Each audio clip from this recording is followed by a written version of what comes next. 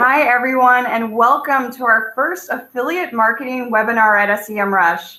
I'm Hillary St. John. I'm a digital marketer and affiliate manager at Semrush's affiliate marketing team.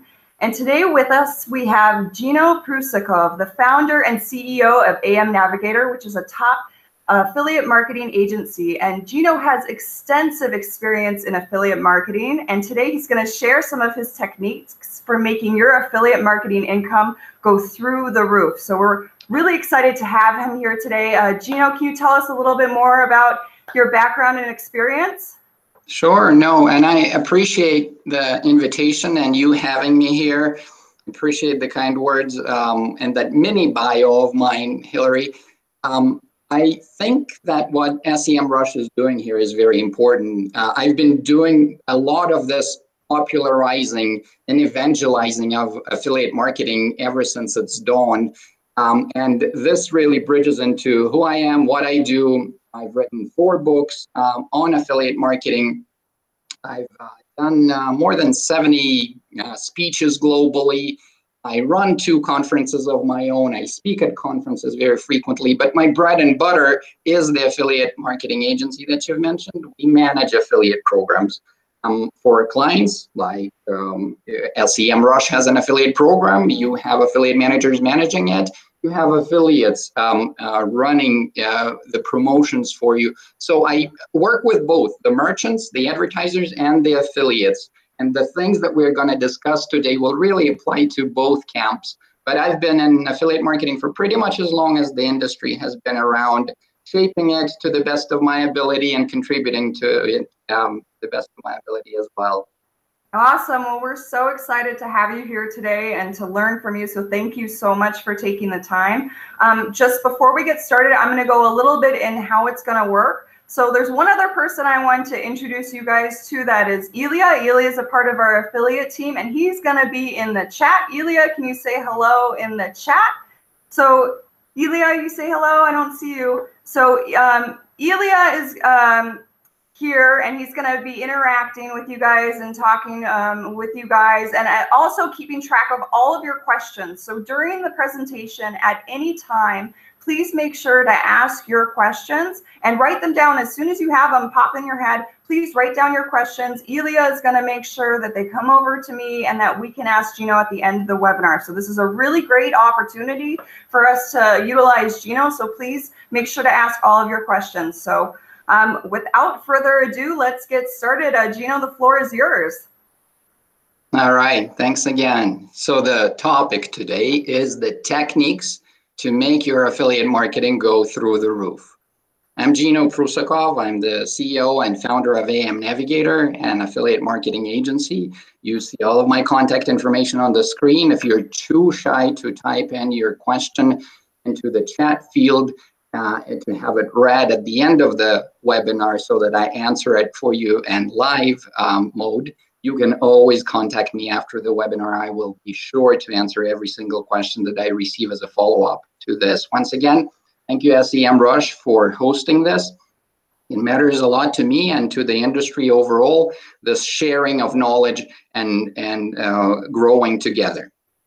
Let's now dive into the topic of our today's conversation, and we're going to start with a bit of an introduction. In 2015, a TechCrunch article, which was authored by Tom Goodwin, and which talked about the change in customer interface, read, Uber, the world's largest taxi company, owns no vehicles. Alibaba, the most valuable retailer, has no inventory. And Airbnb, the world's largest accommodation provider, owns no real estate. And then they talked about the shift in the customer interface and how brands are now interacting with customers so differently, and owning neither one of these, actually sell all of these. But at that very point, when I read this phrase at the opening of the article, a gleam of pride went through every single part of my body, I swear, because it was for 21 years prior to this article that affiliates have been doing this very thing. Having no inventory through implementing data feeds, selling other people's stuff online. and having no vehicles, selling limo reservations and having no accommodation or property, actually selling bookings at hotels and villas, and even through Airbnb's affiliate program much later on. So affiliates have been doing all of this, and for a very, very long time. And as a good friend of mine, Chris Sanderson, puts it in a response to a contest that I ran on the best definition of affiliate marketing, you find it in a very, very beautiful way. This is really what it is: the art of doing a merchant's marketing better than they can and profiting from it. This is what you as affiliates, the primary audience of this webinar, are doing. And this is what merchants are looking for you to do, to leverage your expertise and your connecting, your cloud and your experience. Now, there's this very common misconception that I should bring up at this point. When we talk about affiliate marketing, very frequently we see affiliate marketing being placed somewhere between online retargeting and reviews, SEO and content, blogs and search engine marketing, and a bunch of other things, or so-called online marketing channels. Now, affiliate marketing doesn't really belong there, in my opinion. It was in 2011 in my affiliate program management 10-hour-a-day book that I wrote that it is actually not a marketing channel. It is a way of remunerating or compensating a marketer. It's a context within which we engage independent marketers and pay them on performance. Affiliate marketing really exists on the crossroads of all online and some offline marketing channels, and works beautifully with all of them that can support the affiliate tracking, reporting, crediting of commissions. So it is only right to think of affiliate marketing as an umbrella that encompasses, that holds a number of different online marketing channels under it, from paid search marketing to content creation, to social media marketing, and much, much more. Having said that, there's this widespread problem. In the programs that we manage, the affiliate programs, we very frequently see the donut of performance looking exactly like this, or very similarly to this. About 1% of all sales are attributed to paid search affiliates, and maybe 3% to data feed affiliates, or those that take merchants' data feeds and create online storefronts. And maybe about 5% is attributed to monetization tools like VigLink and Skimlinks. But the vast majority of sales are frequently attributed to coupon and deals-oriented websites. Coupon affiliates. Now, is couponing really the technique that you want to use these days? Or is data feeding or paid search or your creation of content sufficient enough? I do not believe so. That's why today I will give you 11 techniques that you will be ready to take home with you, implement them right away, and improve what you are doing through affiliate marketing programs. So this webinar, like I said, is intended for affiliates, but really anyone who is listening in will be able to pick up something to improve how they run their own affiliate marketing programs, or how they support the technologies that support affiliate marketing programs. So I hope that everyone, or in fact, I know that every single one of you will pick up at least a couple new techniques that you have never thought about before this webinar. Let's dive right in. Technique number one is research. So you want to research two things: the brand and the audience that the brand caters to. Now, ask brands that you work with, you as affiliates, ask those merchants and advertisers for content. It doesn't always play out beautifully, but many will support you. This particular affiliate once commented on my blog saying, I always ask affiliate managers, AMs, for content, because they can use that content to create articles, emails, tweets, and so on. The sad reality is that he rarely gets a response, but content helps you create blog posts and articles, reviews and how-to guides, social media content, texts of email promotions, all linked through affiliate links, helping you monetize them. Ask brands for content, but be ready that some of them will not collaborate. Ask their competition for content. Aweber does a beautiful job supplying their affiliates with content through ads and articles that is easy to reprint content, as they say, I would urge you to be aware of duplicate content situations. So use it to get inspired or to learn about how the product could be used, and then craft articles based on what you've learned. And then also through their newsletters, they give affiliates tips on how to succeed and resources to refer visitors to or to use as an inspiration. Aweber is a former client of ours. A current client of ours, HubSpot, does a great job doing exactly the same through how-to section and customer success stories, case studies, ebooks, research, and reports that you can repurpose, you can refer to, and you can promote HubSpot and make money with them. Talk to the brands that you promote to understand such things as the product, the audience, the best sellers. They have this information, you don't. Keywords that they would like you to use in optimizing your websites, or even on paid search if they have an open paid search policy, and any restrictions that you should be aware of, such as non-commissionable items, which is a very frequent situation. You definitely do not want to be promoting something you won't get paid for. A good friend of mine, Zach Johnson, who also happens to be a US super affiliate, also says that to succeed as an affiliate marketer, it is imperative that you truly understand your target demographic. And then he gives you 5 whys. I selected 3 whys from these because I really believe that they are the core of what you want to focus on as far as the target demographic goes. Analyze your audience to understand such things as the why, or why this shopper is looking for this particular product or solution or service. What problem exactly is it resolving for them? Why are they shopping for it? Secondly, when exactly are they shopping for it? Many solutions or products would be very specific to the timing of the need. They may have a computer virus on their computer, and they're looking for a solution to resolve this right now, right at this very point. So you want to make sure you understand exactly when they are shopping for this particular product or service that you're promoting, to be able to touch them at the right point in the sales funnel. And finally, the where, or where exactly are they looking for solutions to their problems, or where are they shopping, how they are doing this. So the why, the when, and the where. Analyze the audience to understand these. Secondly, test drive things. And here I mean, try the product or service yourself to evaluate it before you put together content around it, before you write about it or analyze it in public. Now, here's a good example of a current client of ours, Nectar Sleep, actually sends out mattresses. Hundreds of mattresses were sent out to reviewers and to video bloggers like this particular one on YouTube to put together reviews, but not just blind reviews, but the reviews conducted or completed upon actually sleeping on the mattress, trying it out. And this works beautifully in this case, as well as with this particular client of ours that sells a snoring solution mouthpiece. It facilitates the creation of actual content as opposed to the visual content on the previous slide.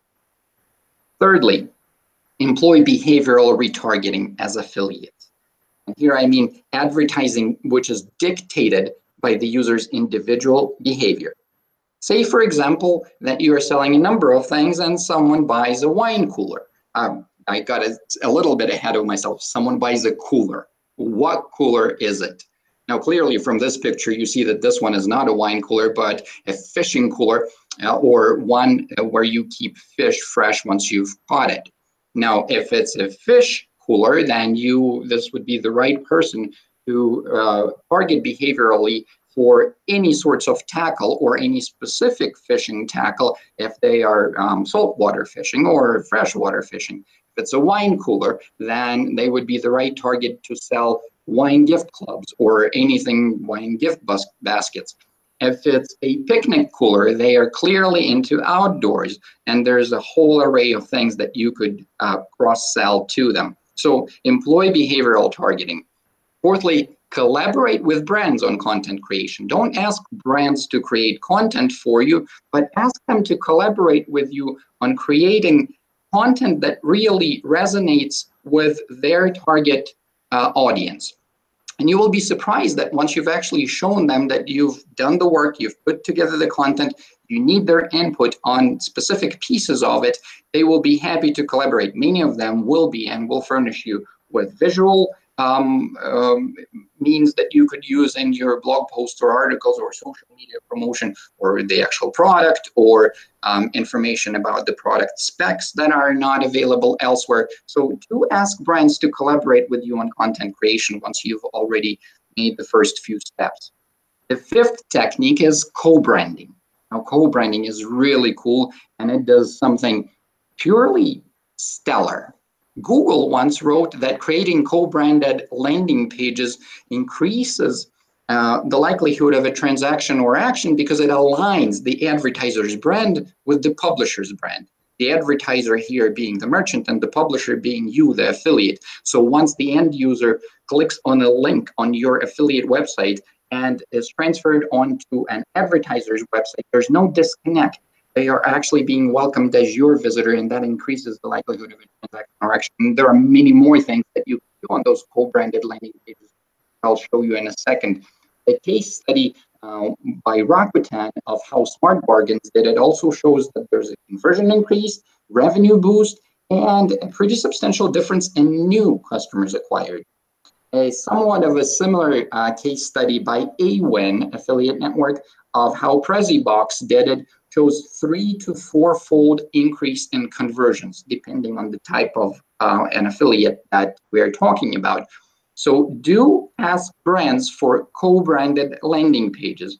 Semrush does it. In this particular situation, you see them welcoming Shout Me Loud's visitors as Shout Me Loud's members and gives them something interesting, a free product for 14 days. There's a call to action button there.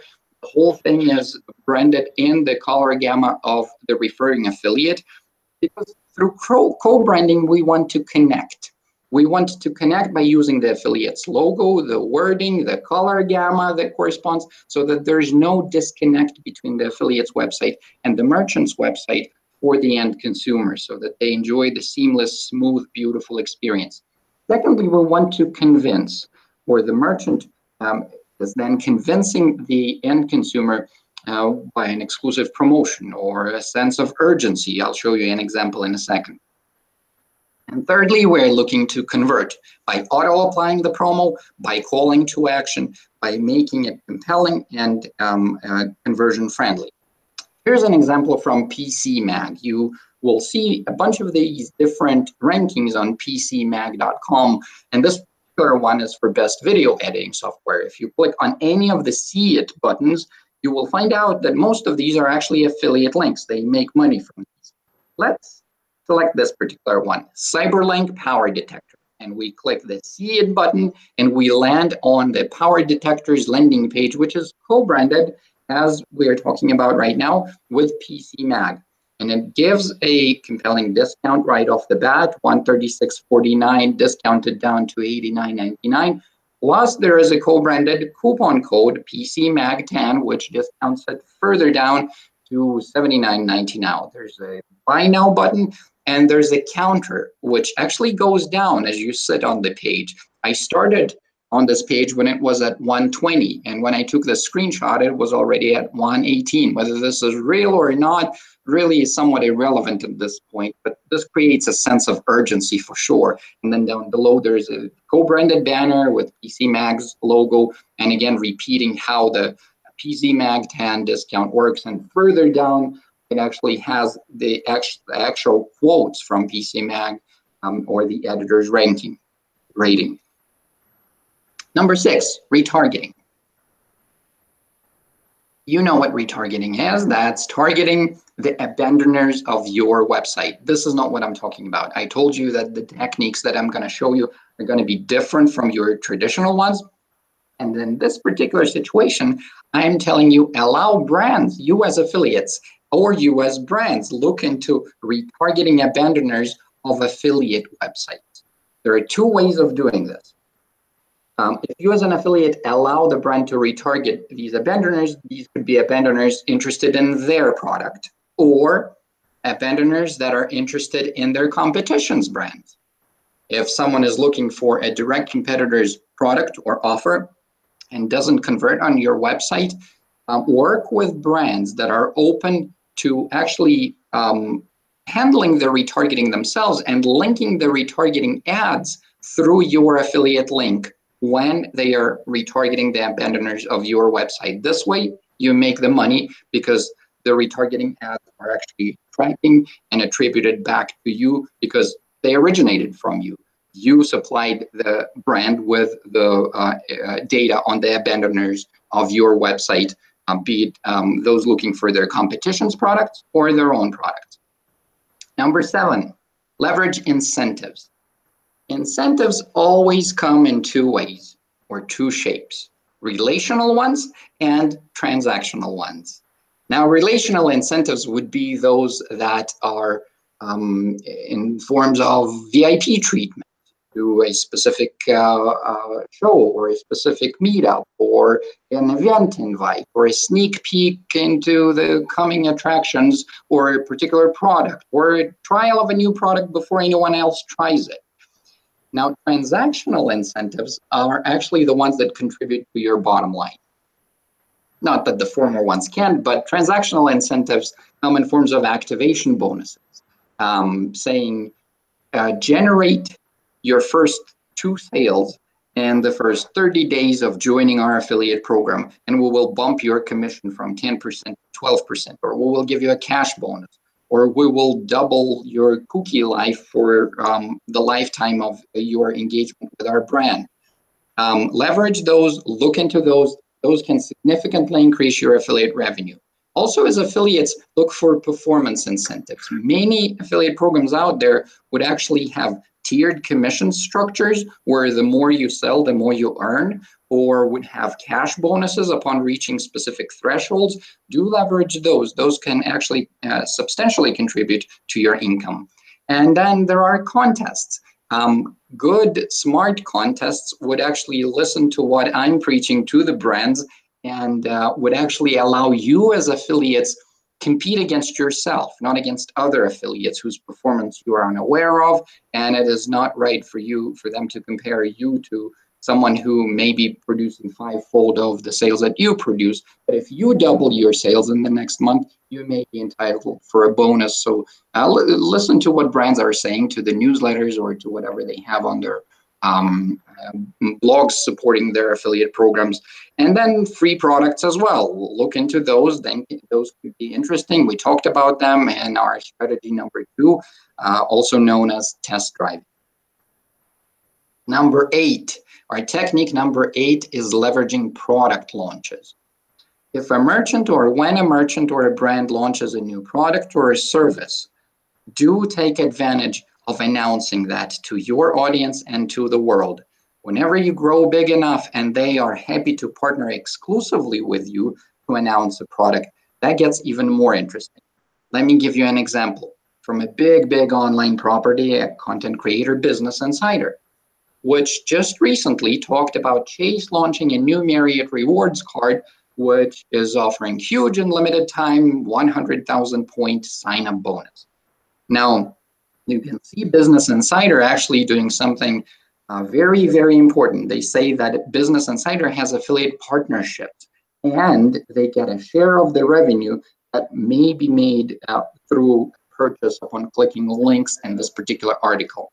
This is compliance with the Federal Trade Commission's rules and requirements for affiliate disclosures, or affiliates disclosing their relationships with the brands that they promote, the commissions that they will receive.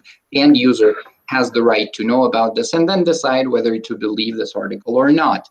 If you market to the US, it is absolutely imperative that you as an affiliate disclose and you comply with this. Otherwise, you may be liable for fines, and the merchants that you work with will definitely be in the hot seat if it's discovered that you are not compliant with this. In other geographies, be it the UK or the EU, there are other rules and regulations. Do study those. But in this particular case, you see Business Insider not only complying, but also leveraging this product launch opportunity.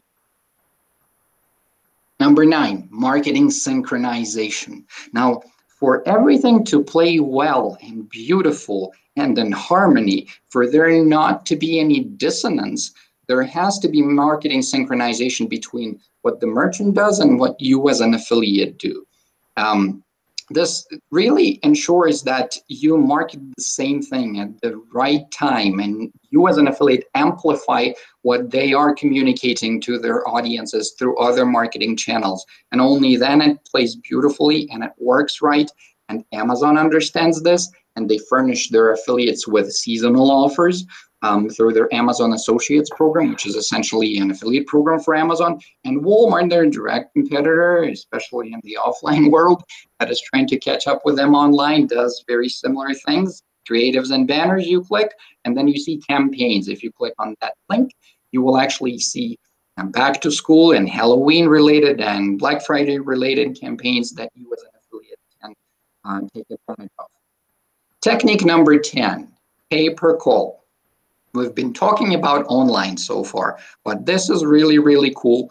The technology that helps us bridge the gap between the online and the offline. And unless you know how pay-per-call works, here's how the best way to describe it in the words of Invoke, one of the earliest platforms and the platform that empowers most affiliate networks these days. They show you that you as a publisher or as an affiliate would apply into an advertiser campaign and get a unique phone number at that step number 2. Once a call is placed through your unique phone number, and at step number 3, the call is connected to the advertiser's call center, then it is tracked at step number 4 back to you, to the referring affiliate or the publisher and your marketing campaign, and you receive the compensation for the qualified call.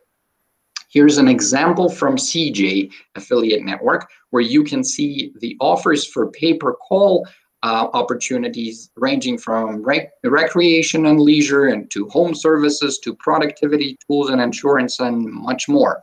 And you can see that payouts also range quite drastically from $15 to $100. In the EPC column, you see that people are actually making money on this, pretty good money. And pay-per-call really is powerful and undervalued in many cases. You as a publisher of any kind, be it someone who has access to offline publishing, be it in newspapers or even billboards or radio, could leverage this, or even through your online efforts or through mobile efforts.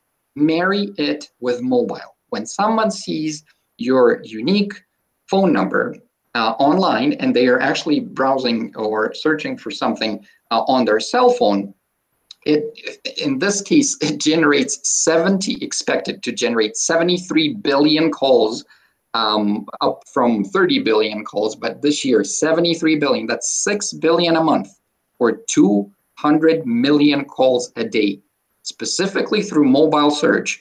And you can employ pay-per-call here and leverage this opportunity. Also, when someone sees an ad on their mobile phone, the most frequent thing that they do is actually not click through and go to the website and study it there, but click to call. 70% of mobile searchers connect with businesses directly from the search engine result pages using the click to call button. The pay-per-call conversion rates are also through the roof. Insurance, 28%, not 2, not 3, like we normally see online, but 28%. Education, 24%. Home services, 22%.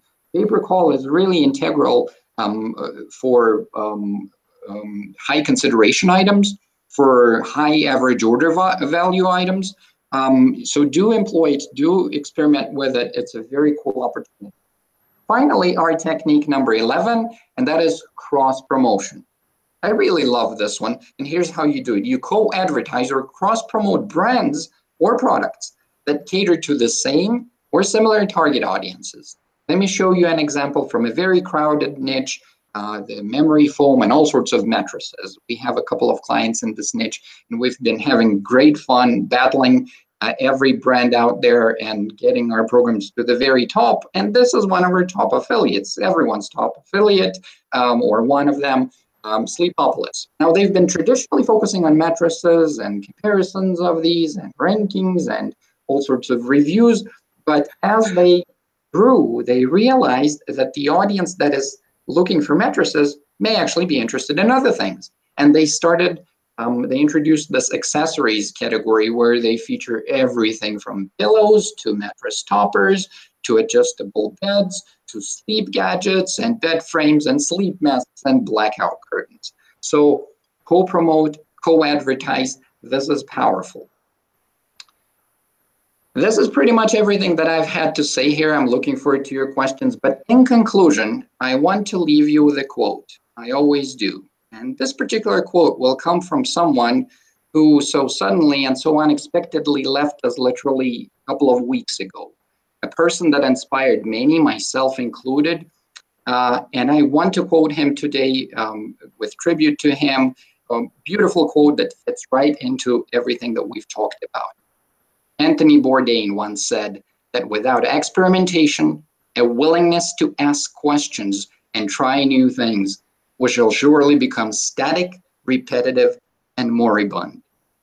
God forbid you become the latter, but experiment, ask questions, try new things, including the techniques that I've shown you. Very frequently, it's easier said than done, but be persistent, and I'm sure that the success will be on your side. This is everything that I had to say as far as the presentation part of this webinar, and let's open the floor to questions right now. Hillary, over to you. Awesome. Thank you so much for taking the time. Sorry, I'm getting a little bit of an echo, so sorry about that. But thank you so much. That was a great presentation. So you guys, please ask your questions. We have Gino here, so take advantage of it. Ask your questions on any of the topics that he discussed on affiliate marketing in general. I know one question that I got, Gino, is if an affiliate program doesn't offer these things, is it worth asking them about it? And if so, like, how do you go about doing that? That's a good question, and I actually... we still see your screen, by the way. Actually, we see me. All right, hold on. Let me turn it off.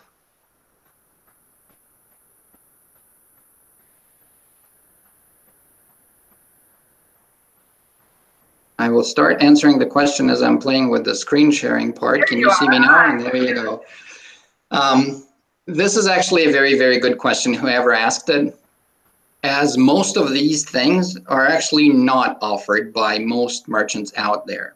Very select ones are playing with them, and we've actually introduced quite a few of them in the past year for our clients. We've seen great success with these, and that's why I wanted to share them, because it's my philosophy to really free up my mind of the things that we learned and implemented to help you grow. It is worth asking, and unless you ask, you will never know if they are happy to support it or not. And in many cases, they will be excited to support it, because so many, I had this question asked of me just recently in an interview that I did leading up to Affiliate Summit, where I'm speaking for my 19th time straight. Someone asked me for an interview, what is the most common mistake that you see in affiliate programs these days? And I thought about it, and I said, more than likely, it's the build it and they will come type of mentality, where so many merchants just launch an affiliate program and hope that you as affiliates will build it for them. You will come and you will turn the program around and you will drive new sales. But ask them for support and to equip you with these things and other things that you come up with. And you will be surprised. In some cases, you will get some pushback, and in many other cases, you will go away with great and very fruitful growth opportunities for both parties, the brand and yourself as an affiliate. Awesome, great.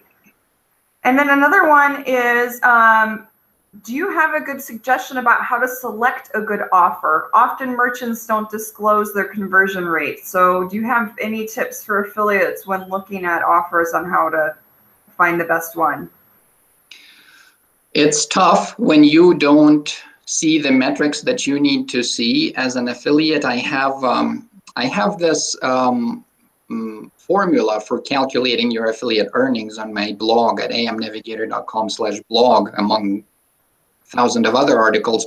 And I say that it's integral for you to have know things such as conversion rate, reversal rate, average order value, and other metrics that give you a full picture. Ask brands for these, and when they don't equip you with these, communicate to them why it's important for you to know these, whether to prioritize them over the other opportunities that you have. I actually put together a two-part article for eBay Partner Network a couple of years ago, more like a few years ago, where I talked about the various things that are important to weigh in on before you start promoting this or that offer. So feel free to refer them to that. If you need links, shoot me an email at gino@amnavigator.com. I will be happy to provide you with links. But do communicate to them the importance of disclosing the information beyond saying we're the best affiliate program out there and our conversion rate is through the roof. This is, I always tell merchants, cut all of this fluff. You're marketing to marketers, and this is the hardest thing to do. You want the people that you're talking to promote you, so why don't you do a good job promoting your own offer? But unfortunately, the asker is right. Not everyone does. Yeah, fair enough. Awesome. So another question is, and I don't know if you know the answer to this. I don't know the answer to this, and I do use WordPress, but what would be the best coupon plugin for WordCommerce to be able to do co-branding pages with time limitations? So I think they're talking about doing co-branded pages on their own website. And if you know a WordPress plugin specifically that you would recommend for that. I don't know if you work with WordPress at all, or I do. Yeah, I run all of my blogs on WordPress too. I don't do couponing on my WordPress blogs because the nature of them is somewhat different. But there are plenty of plugins for coupons specifically, and I'm sure you know it, be it one from FMTC, formerly known as For Me to Coupon, or network-specific ones that are offered by built and offered by specific networks or affiliate programs like Amazon's. But as far as co-branding specifically goes, I honestly do not know of one, and I do not think it is even supportable unless there is a pool of merchants that work with the plugins developer that give them an open approval of everyone who uses the plugin to co-brand. Essentially what co-branding does, it's not something that happens on your affiliate website. It's something that happens on the merchant website. Once someone clicks that coupon link or whatever link, offer link on the affiliate website and lands on Semrush or whatever other Amazon.com, they are welcomed as the visitor of that particular affiliate. So no, the short answer is, unfortunately, I do not know of anything like this. If you find something like this, do let me know. I'd be tickled pink to find out. Okay, awesome, perfect. And then another question is, what do you think about giving affiliates customer testimonials as a marketing collateral to use in promoting a brand? I love it. I think we all should do this. This is one of the, as merchants, this is one of the tools, one piece of data that we possess, and we sit on it, and we use some of it on our own websites. But why not give your affiliates this as a tool to promote you? Yes, definitely, together with keywords and bestsellers and content about the product, testimonials. Great point. It should definitely be in the arsenal of every affiliate and every affiliate marketing program. Awesome, perfect. And then do you find it better to have your own incoming website inquiries come directly to you via a web form, or directly an affiliate link provided by the vendor? So do you get people, I guess the question is do you like collect their email? And if you guys, if I got it wrong, let me know. But collecting their email addresses first and have them come to you and then sending the affiliate link, or should you send people directly to the affiliate link? Which one's better?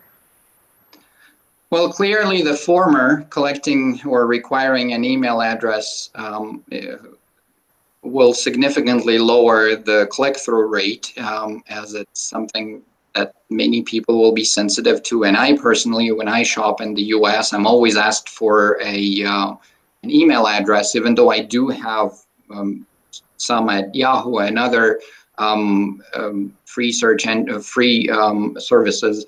I never provide them with one, even for the sake of receiving a receipt or whatever. So I would say do not create an obstacle like this, or better yet, A/B test, and test for a week one way and then for another week another way. Who knows? Maybe your audience is happy to do that. Maybe everyone is different. I wouldn't know who you market to or who your audience is. My gut feeling is that it will impair your click-through rate. But again, only testing will show.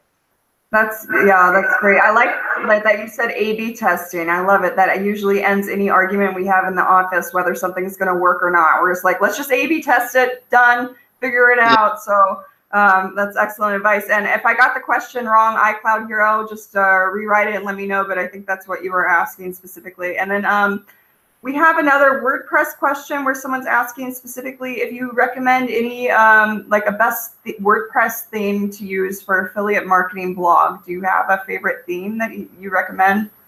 I do not. There's a million and one out there. So much depends on what exactly the blog is going to do. A person that I greatly respect in the digital marketing space and overall, Jim Cockrell, who wrote a book with a very cheesy name called This Book Will Make You Money. In it, he actually said a number of really, really cool things. And one of them is that people go online on one of two reasons, either to be entertained or to solve a problem. So what is it that your blog is going to do? Is it going to entertain them like BuzzFeed and monetize along the way? Clearly, you would then need to structure it more like a magazine, newspaper-ish style. If it's purely resolving a very specific problem, fixing garage door openers, then maybe you don't need exactly that particular format, and it should be very different and more content-focused, and really getting to the core of their problem with easy categorization for them to find the model of their garage door opener or whatever. So it really start with what is it that you are doing, solving a specific problem or entertaining, and then select the interface that's suited best. I would go that way. Yeah, you're right. There's not one size fits all for everything. And he was saying in the chat that he's working on content marketing specifically. And I know I can recommend two themes. One is Sprout Magazine theme for content and blogging. I think that one's a good one. I've used it for years. And then and that one's more for blogging. It has nice categories and it's like really easy to set up and make it look pretty. So that's again Sprout Magazine. That's through Theme Forest if you want to use them. And then another one I'm just testing out is Thrive Themes and Thrive Architect. I like Architect because of being able to build the landing page. So that's Thrive Themes, Thrive Architect. So those are two that you can check out. He was kind of begging, like, please name a theme. So I named a couple of them. Good job, Hillary. So excellent. Let me see. So someone asks, I asked a question of a vendor once and they replied they were not the creator of the product. It seemed I was an affiliate of an affiliate. Does this happen often, was the question. Good question. And I think it does happen. I don't know how often it happens. I would argue that even if the merchant that you promote is not the manufacturer or the creator of the product, they should still know what they sell and should be able to equip you with what you need to sell it well.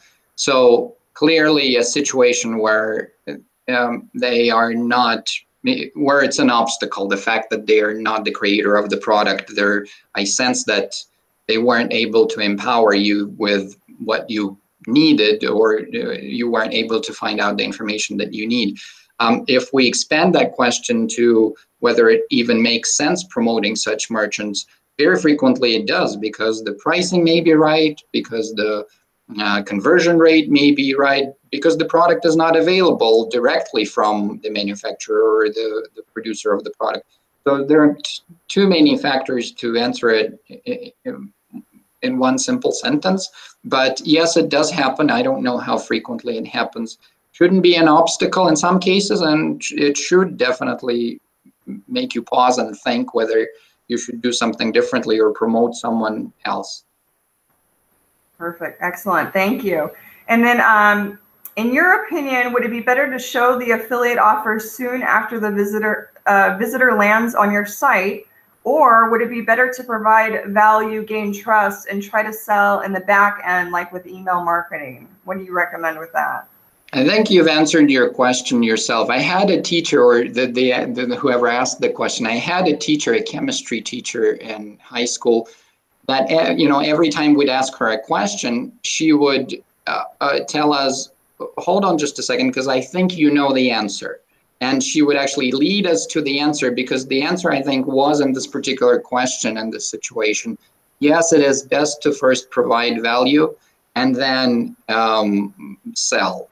Whether you do it through email marketing or by embedding the affiliate link or links in your content, or by purely telling them to support our efforts of supporting you, we would appreciate you considering shopping with these merchants or advertisers, or consider these offers. People tend to be very receptive to this transparency, but I think the answer was in the question, do provide value first and then market. Yeah, I see a lot of people recommending that as the best practice that works for them, that they have found. So I think that makes sense too. So we still have a little bit more time. So you guys in the chat, if you guys have any more questions, please ask them. We still have a little bit more time yet. One thing I wanted to ask is, what is your opinion about promoting a product if you can't try it? Do you think that everyone should try the products before they promote them as affiliate marketers? No, I certainly don't. It's definitely good to try to know firsthand what you're promoting, as relying purely on the marketing collateral that you'll be provided with may not provide a very balanced picture of the product or service for you. And then once you start communicating that to whoever listens to you, it may open cans of worms. But I would say that no, this doesn't mean you shouldn't promote products that you've never tried. Or, I mean, in some cases, some products would be so expensive that people or merchants would just not be sending them out, or so complex that they cannot afford to do that. In other cases, there wouldn't be a product as such, for example, kitchen cabinetry or shutters that are sold through in-home consultations, or translation services, which would be project by project and different from a situation to a situation. I would use the collateral that the brand provides you with in these situations, and then do your best to show that you advise them to consider them, maybe not necessarily recommend them if you are not too confident, but it all boils down to the integrity of marketing, and it's a whole different subject. So it really depends, but no, I don't believe that every good affiliate out there, every super affiliate has tried everything that they are promoting, and they don't have to. There are some brands that are trusted enough to promote without you trying their new smartphone or their digital camera or whatever. Awesome. Excellent. And then here's another great question that came in is, do you find it better to have a website with many products on it, or have a site for a single landing page, a single product? Like, what do you recommend? Good question. Think of it as a user. What would you prefer? Put yourself in the end consumer shoes and think of the situation as they would think of it. I personally am not a fan of one-product websites. There is room for them to work. There is a tremendous limitation for you to develop a one-product website, purely because content around one specific product is very limited. This is not to say that there isn't room for websites like these, provided they are valuable, they either solve a problem or they entertain along the way, or they do both. But I personally have pretty much every major affiliate that I have seen would not be promoting, would not be building websites or individual websites for individual products. Okay, awesome, thank you. And then another question that came in is, what is the best way to monetize the comment section and the blog post itself? So do you have recommendations on monetizing? I know I've seen people who do banners inside. I've seen in-text links. I've seen video links. I mean, is there one that you recommend over all the other ones? Is there a way to, I would assume with the comment section, it would be more like engaging the audience to actually leave comments and that sort of thing, and then be able to link, you know, have more links back in the replies. But do you have a favorite method that you've seen works best?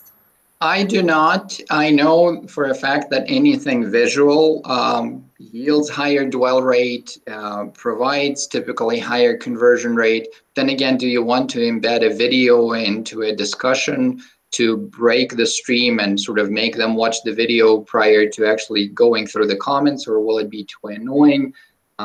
Again, split testing will show or tell.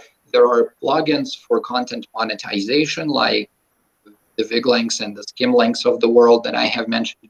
I know they help you monetize the content of the blog post. I'm not too sure about the comments, and I'm not too sure you would want to convert specific keywords within the comments into affiliate links, as the commenters themselves may actually find it offensive. So it's a tricky subject. I don't know the right answer. I would say I applaud the person who asked on thinking about every possible opportunity to monetize everything that they are doing, and definitely experiment with things. Some things may be less intrusive and more effective.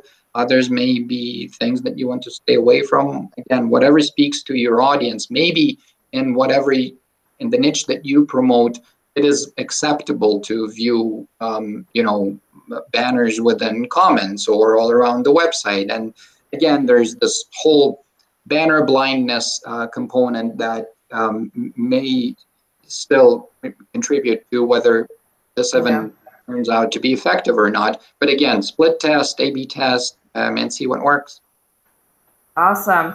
And then lastly, how many products are you marketing at a given time? Do you spread yourself thin and do a various amount of products, or do you only do one and focus on one? Again, to clarify something, I am not as much an affiliate. The affiliate programs that I belong to are very limited to the ones that would be suited to the readers of my blog. And yes, there will be several, because some articles will be on policing compliance with specific things, and there are specific tools that can help with that I would partner with. Or if I'm talking about conferences and I'm also a speaker at a conference, I am an affiliate of Affiliate Summit, and I would be promoting them in that specific content. I do, however, manage affiliate programs, multiple of them my company manages. And from the top affiliates that we work with, I always see affiliates promoting multiple products that are right to the specific needs or the content or whatever. But yeah, I would say there's this cool data that is produced by AFSTAT, the official yearly annual report by Affiliate Summit, and also one that is produced by Affiliate Benchmarks, a report That's also somewhat similar. And as far as I remember, there is a question there that they ask annually: how many programs do you participate in at the same time? And you can definitely find the answer online. What's the general tendency? The former report AFSTAT is available for free. And you can go back historically and see how it's changed throughout the years. But yeah, look at that data and see what others do. But I do it the way I do it, but I don't rely on affiliate marketing for the bread on my table. It's consulting merchants and brands on how to market smartly through affiliates like you guys, and how to equip affiliates for success, because ultimately that's how they succeed.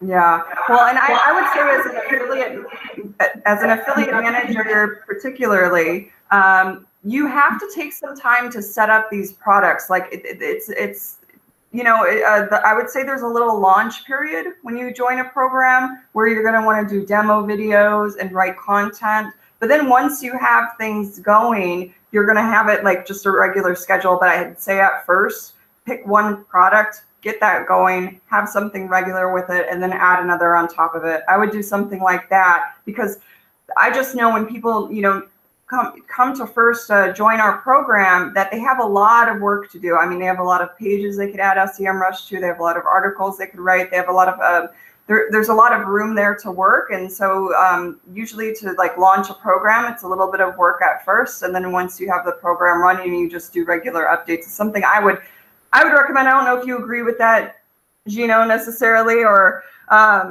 but yeah, that would be my recommendation on it too. No, definitely. And then again, take hosting as an example for this particular illustration.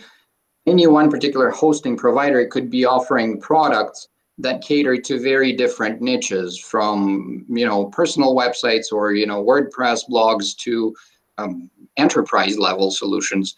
I would start like you've mentioned, Hillary, with the ones that are closer to my audience, and one by one add on whatever else is relevant or whatever else there is need for. Perfect. And then real quickly, someone asked, have you heard of the affiliate forum Stack That Money? Are you familiar with it? Do you know I it? am. Yeah, what do you think of it? I do not participate in it. It's just so happened that back in the day, there was another forum, someone competing with it, A-Best Web, that I was more contributing to. And again, to the question of spreading yourself too thin, I had to pick.